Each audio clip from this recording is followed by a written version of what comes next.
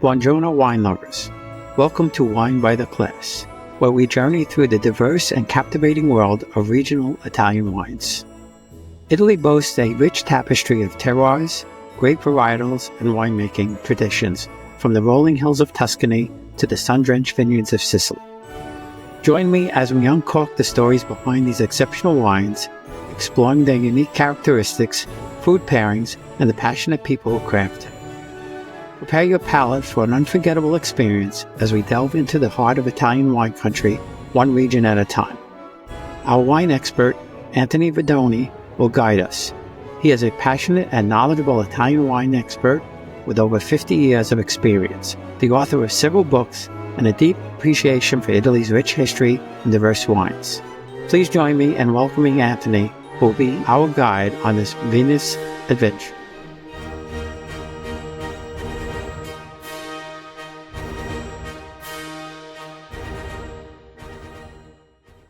All right, we're traveling east now. We're in northern Italy, and we're moving from Veneto, little north, to the area which I find extremely interesting. It's referred to as Alto Adige, Trentino Alto Adige, and sometimes referred to as the South Tyrol. And I think the first thing you notice is that we're dealing with two languages here. We're dealing with Italian and German because much of this area was part of Austria-Hungary, going back to the days before the First World War. Okay, that's an interesting aspect about Italy. Italy has a series of regions. Remember, there are 20 in all, 20 regions in all. And Italy drives you a little crazy because there are actually two countries within Italy. One is Vatican City, which you're familiar with, and the other is the Republic of San Marino, which is in the area of Emilia-Romagna. And so we're in Trentino Alto Adige today, the South Tyrol, and that's one of what are called the 5 autonomous regions. These are regions, to synopsize, because it's not a political exercise. We're supposed to be talking about wine here, not about Italian politics or Italian law.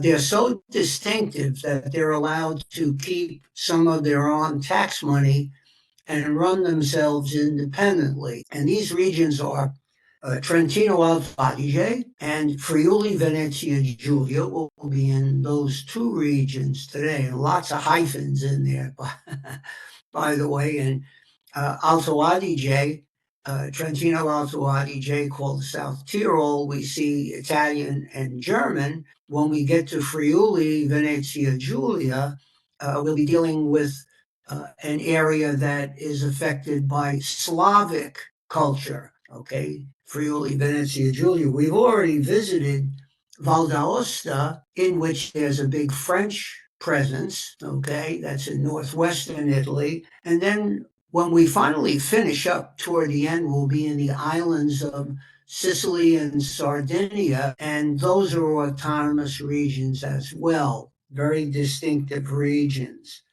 And a good way to start in Trentino Alto Adige is to tell you that we're in the Dolomite mountain range. Of course, we just give different names to different mountain areas. These are the Dolomites, great ski country. When we get to Friuli Venezia Giulia, we refer to them as the Carnian Alps, the Carnian mountain range. Okay, and I'll tell you a little something about the grape varieties in this area of Trentino Alto Adige. There are some indigenous grapes, but they also do a wonderful job with the international varietals.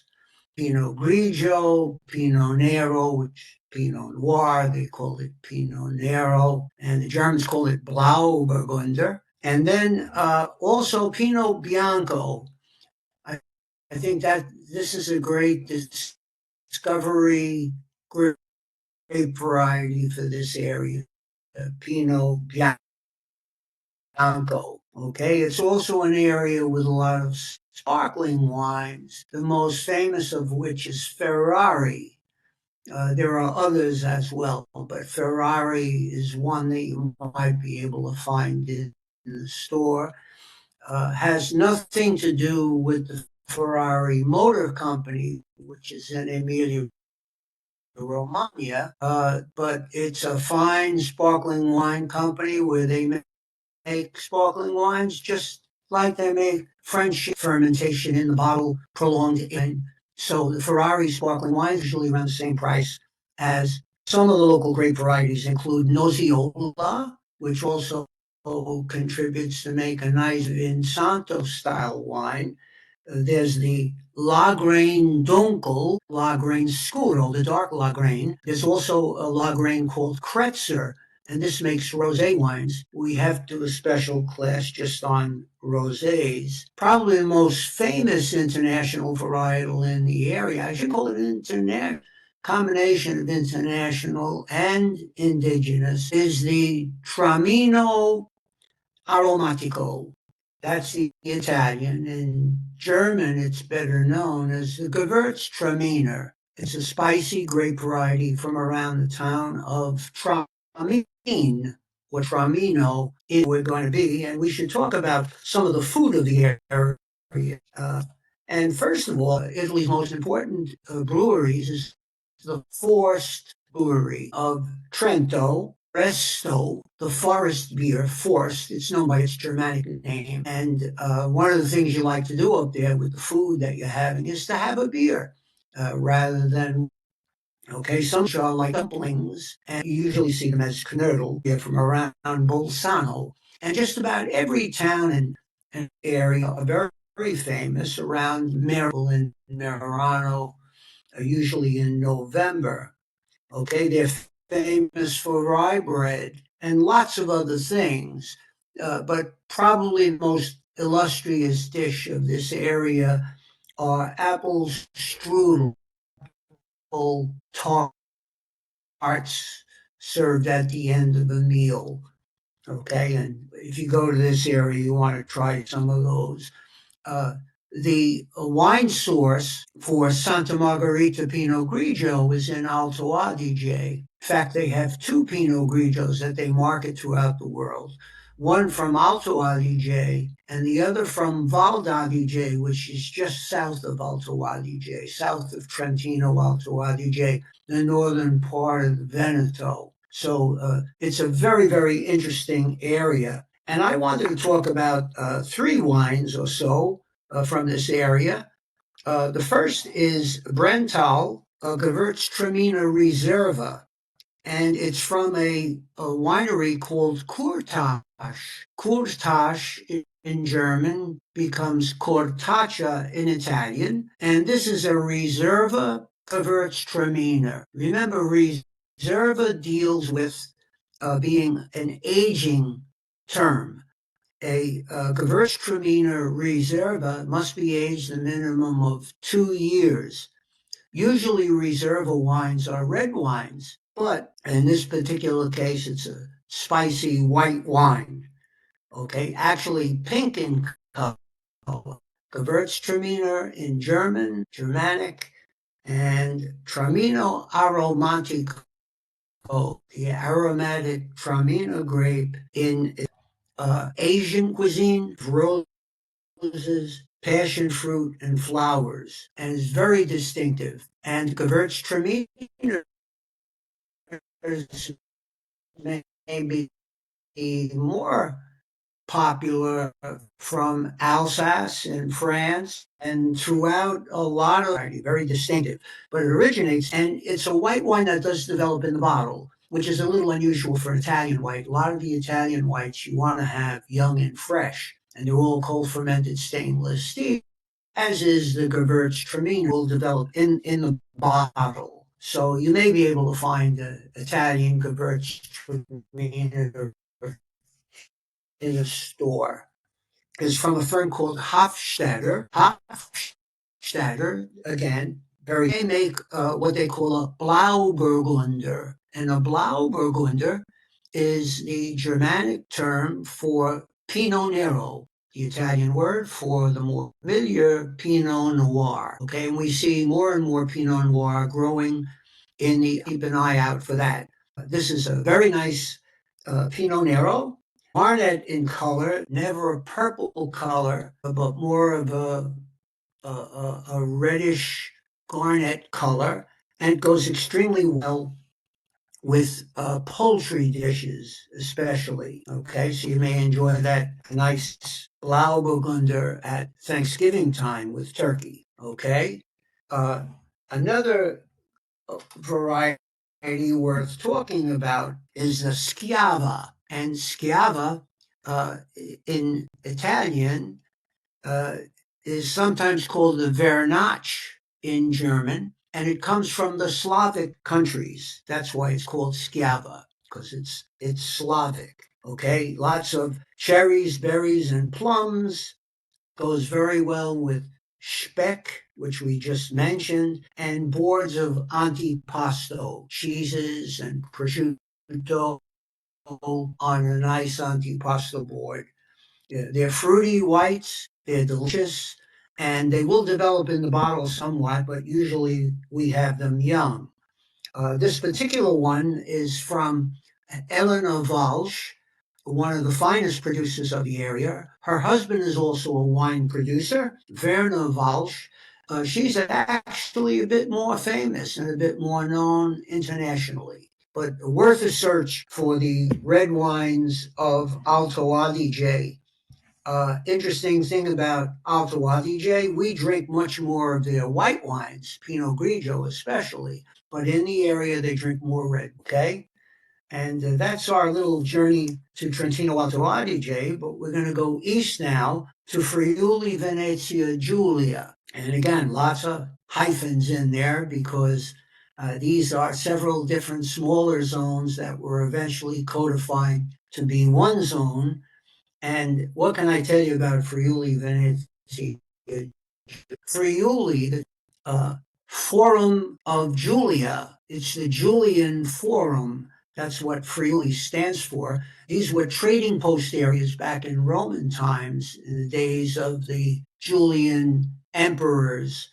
And there are some important cities. The most important city is Trieste. We'll talk about Trieste in a second. But Friuli Venezia Giulia has an area called the Triangolo della Sedia, the triangle, three different towns that make chairs. In fact, I don't know exactly where it is, but I remember coming to a circle in a road and there was a gigantic wooden chair showing you that in this area they're famous for chair production.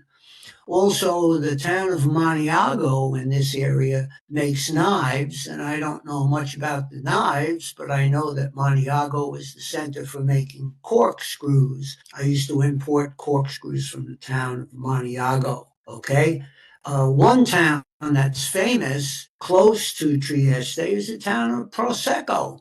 That's where Prosecco wine gets its name. Okay, from the town of Prosecco. But the big town in the area is Trieste. And Trieste is probably most illustrious for being roasters of coffee. Okay. In fact, Illy Cafe is based originally in Trieste. And the coffee would arrive, the beans would arrive on boat, go into Trieste, where they would be roasted or sent directly up to Vienna.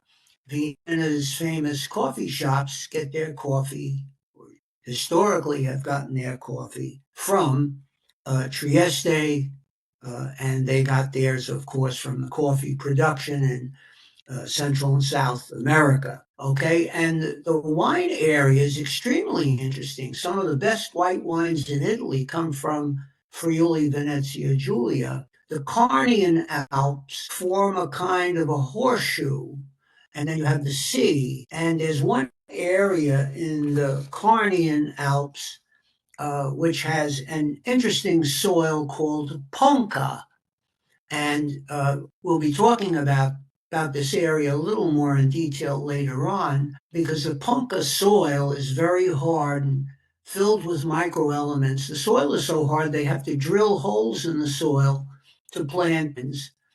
And the grapevines take a little longer to develop because the soil is so hard, but they produce wonderful wines, especially the whites. We'll talk about that in a while. But I should tell you a little something about the food in the area. First of all, the Daniele prosciutto is from Friuli Venezia Giulia. And the most famous cheese of the area is Montasio cheese. And you might be able to find that in a fine cheese shop. And just as we had forced beer in Alto Adige, Birra Moretti is from Friuli. So it's another area not only famous for wine, but famous for beer. And throughout this area, they eat a lot of polenta, which is a favorite. We mentioned prosciutto di San Daniele. And just one more note about this area. This is the area where the famous Italian chef and TV personality Lydia Bastianich was from. Okay, she was from Istria, which is in Slovenia, in that area, and then of course in Friuli Venezia Giulia. So we owe our love for Lydia Bastianich to this area, Friuli Venezia Giulia. And just to tell you about some of the grapes, probably the most interesting grape in the area is called Friulano. It used to be called Tocai, Tocai.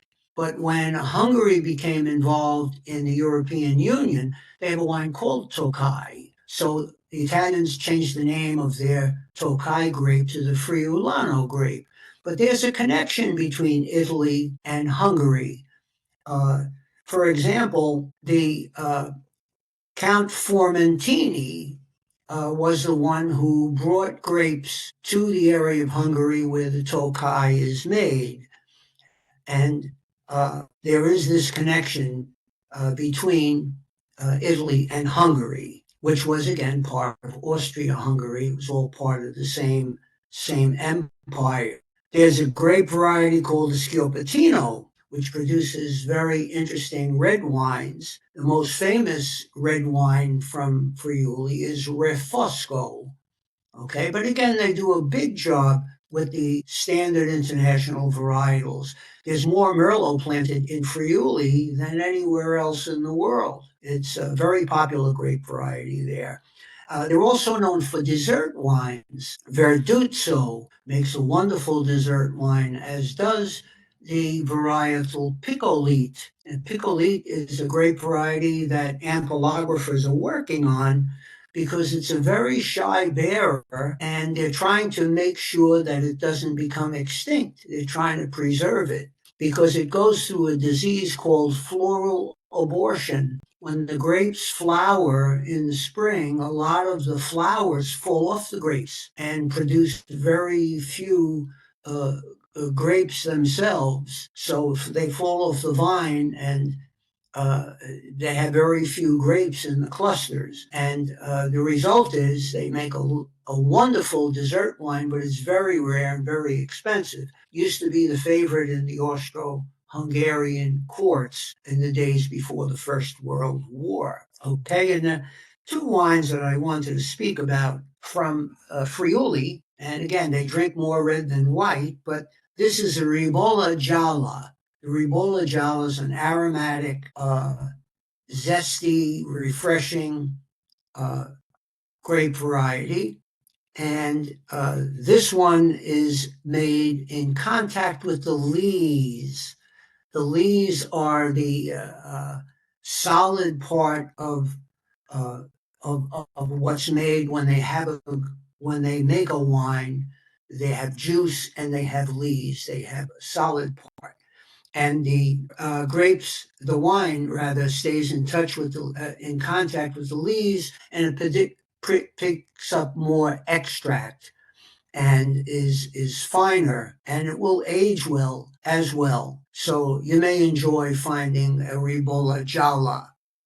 And the last grape I want to speak about is from the area of Collio, Collio Orientale or Collio Goriziano. These are two hills where they have this punka soil. And, everything on a wine label is important. But if you see a white wine from Friuli that's from the Collio area, that's a sign usually of very good quality. And this is a Sauvignon Blanc. And I mentioned that in this area, they do a very good job with the existing international varietals. Some of the best Sauvignon Blanc in the world come from the Collio area. And I have an assignment for you. Why don't you try a Collio Sauvignon Blanc with the Sancerres from France, from the Loire Valley, or with New Zealand Sauvignon Blancs, and see if you can determine the differences between them and see which ones you prefer. These from Collio have nuances of peaches. They're not very grassy. Uh, they're aromatic, but extremely pleasant, and it might be fun for you to compare them. And I'll end the session on Friuli Venezia Giulia by just giving you a fun fact, okay? Something that you might not know. If you combine Cabernet Franc and Sauvignon Blanc, and sometimes this happens naturally in nature, it's a cross varietal. Cabernet Franc and Sauvignon Blanc become Cabernet Sauvignon. Okay, so a grape that we all know, Cabernet Sauvignon, is a cross of the white Sauvignon Blanc and the red Cabernet Franc. Okay.